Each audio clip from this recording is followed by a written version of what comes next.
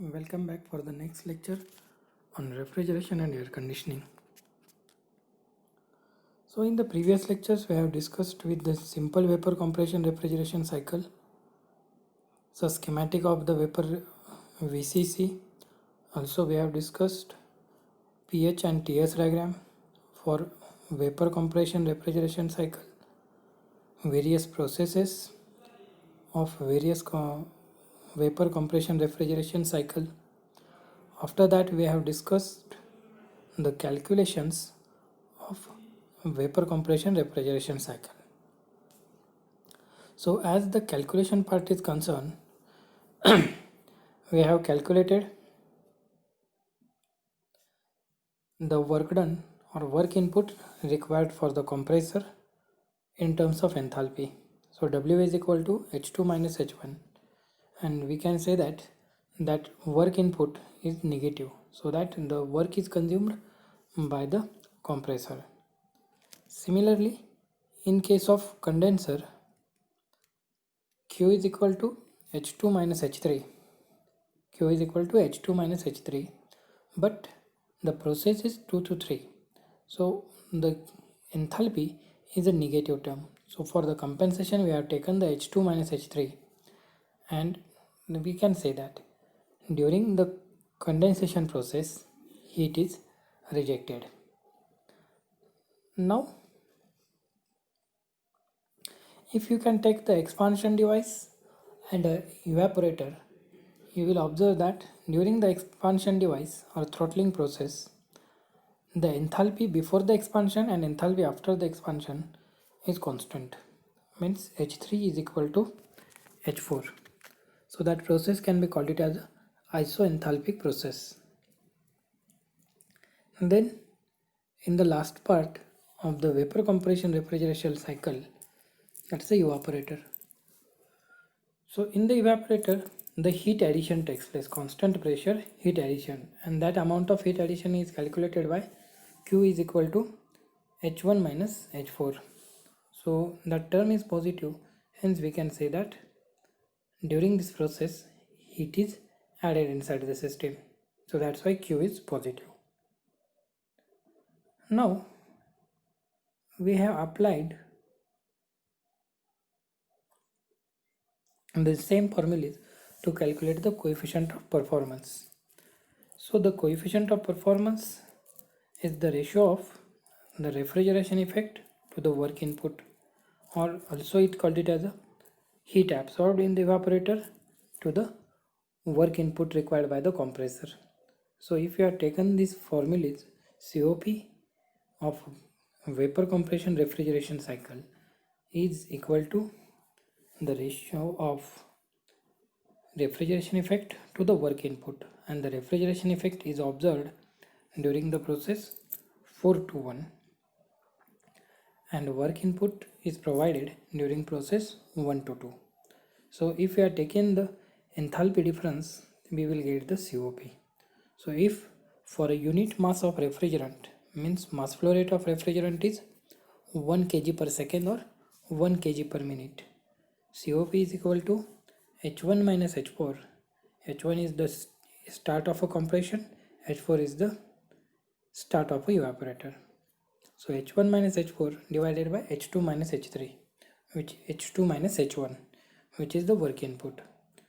But if the mass flow rate is given, suppose mass flow rate is 10 kg per second or 10 kg per minute, 20 kg per minute, 20 kg per second.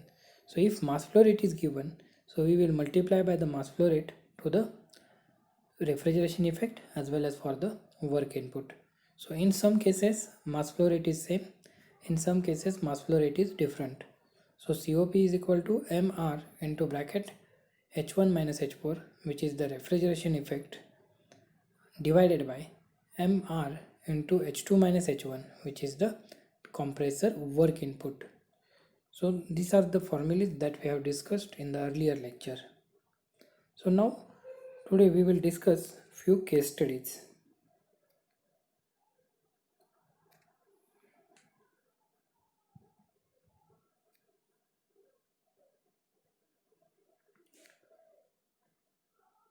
we will discuss few case studies. So first case study is regarding with the vapor compression cycle with dry saturated vapors after compression. So to understand this case study, first we have to understand the exactly the pH chart. So in that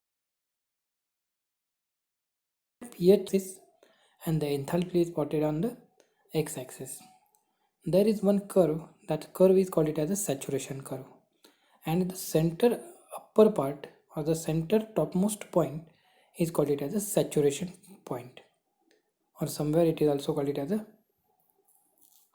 critical point. So the left side of that saturation curve, it shows the saturated liquid, and the right hand side of the saturation curve which shows the saturated vapor.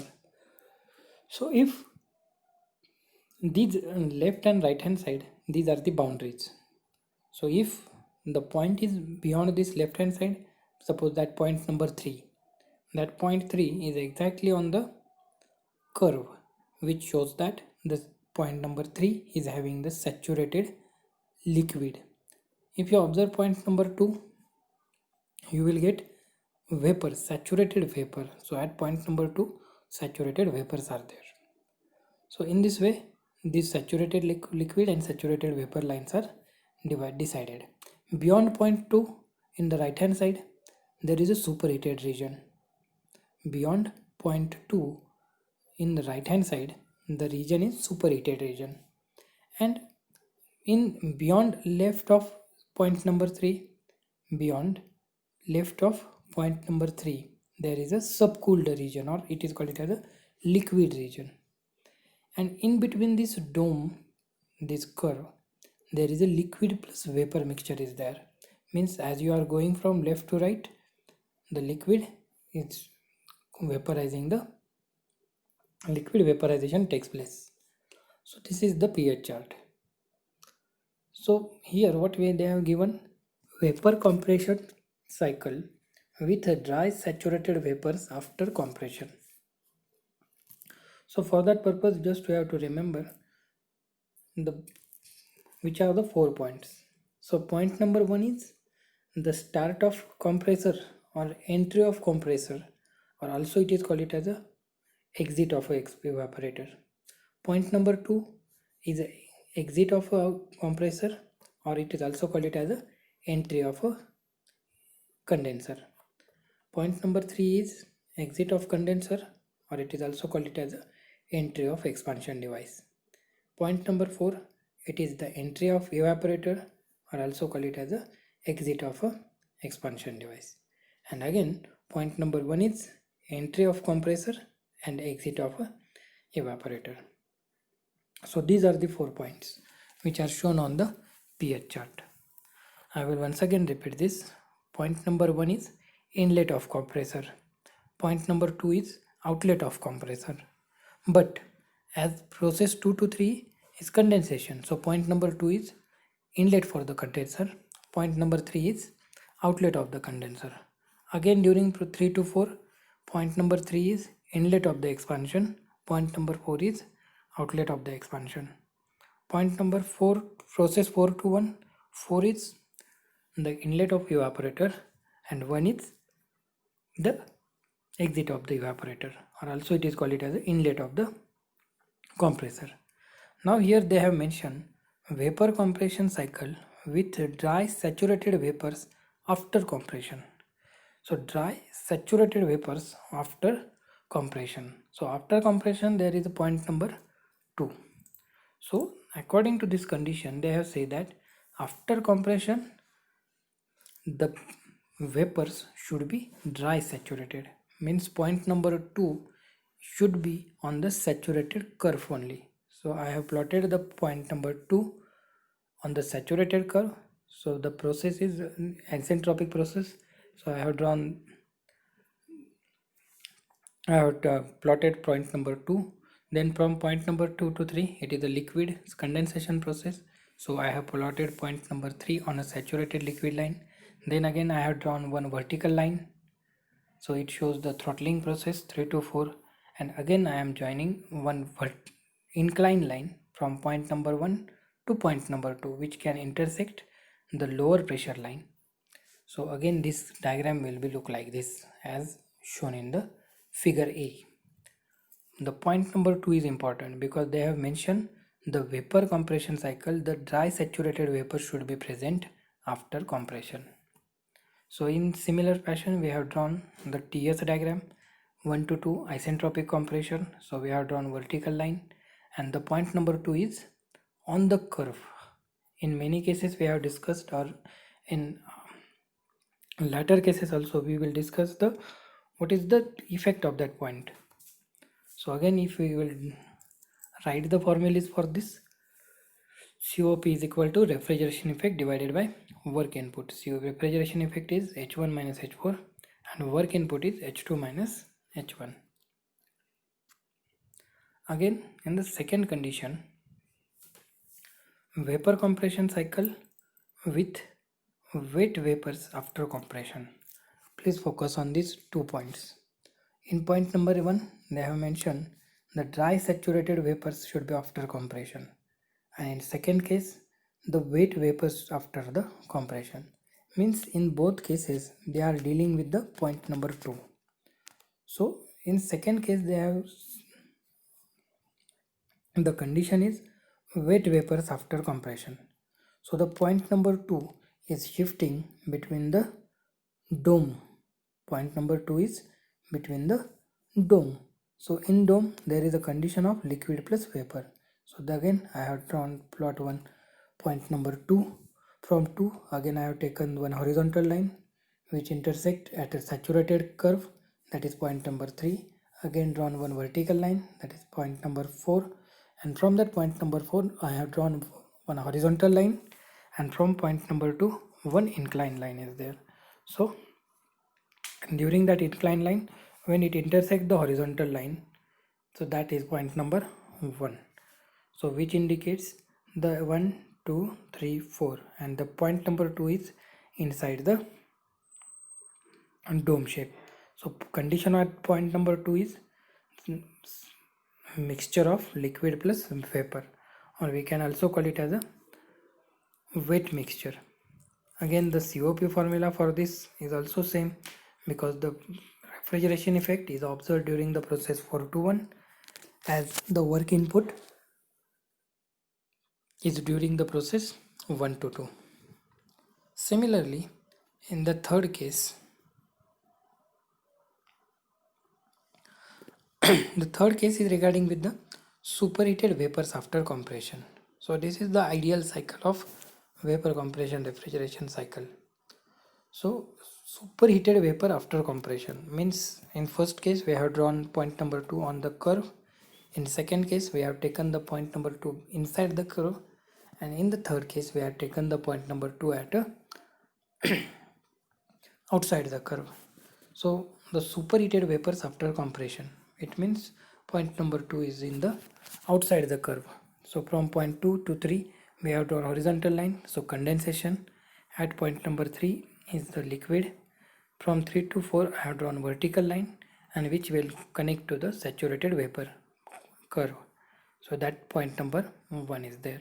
So in similar fashion we have drawn the TS diagram. Same things can be carried out for the TS diagram. Now for the fourth case. So fourth case is VCC with superheated vapors before compression. Now the condition has been changed. In 3 conditions we have discussed the point number 2, that is the after compression. But in this case they are saying that the VCC with superheated vapors before compression. So point number 1 itself lies in the superheated zone. So point number 1 is showing in the outside the curve. So from point 1 to 2 the isentropic process, so inclined line is drawn. So point number 2 to 3 it is a horizontal condensation process. 3 to 4 is a throttling, and again 4 to 1. So in this process the compressor is provided with superheated vapors. The inlet of the compressor is superheated vapors. So there can be the entry of a liquid droplet is totally minimized in this condition. So again the formula is remains same. So during this process, if you observe the, if you compare the all the four diagrams, here the refrigeration effect is very much more. The length of line 1 to 4 is more as compared to the previous three cases. So this condition is effective. But there are some certain limitations or certain disadvantage due to which this system cannot be incorporated. Now next case is regarding with the VCC with undercooling or subcooling of a refrigerant. Now what is meant by undercooling or subcooling? As we have discussed earlier, at point number 3 we have stopped. So means 2 to 3 process is the condensation process. So at point number 3, as there is a saturated liquid is there, so from saturated liquid we have drawn one vertical diagram, vertical line 3 to 4. But in this case we have taken or we have kept the refrigerant for more time inside the condenser. We have kept the refrigerant for more time inside the condenser. So due to which the refrigeration effect is increases. So if you look at this pH diagram and TS diagram, at point number 3 dash, at point number 3 dash, there is a saturated liquid is there. But still we have extending this process up to point number 3 and then we have expanded it. So the refrigeration effect, if you have, suppose you have taken vertical line from point number 3 dash, so 3 dash to 4 dash to 1, that refrigeration effect is less as compared to the 3 4 to 1. So that's why the subcooling or undercooling is required for the increasing the COP as well as increasing the refrigeration effect. So these are these few points regarding with the different conditions of a vapor compression refrigeration cycle. So there are 5 basic cycles, three conditions are regarding with the exit of a compression, one condition is regarding with the inlet of a compression, and one condition is regarding with the outlet of the condenser. So these 5 cases are important as a refrigeration point of view. So hope you have understood these points. If you are having any query, you can contact me.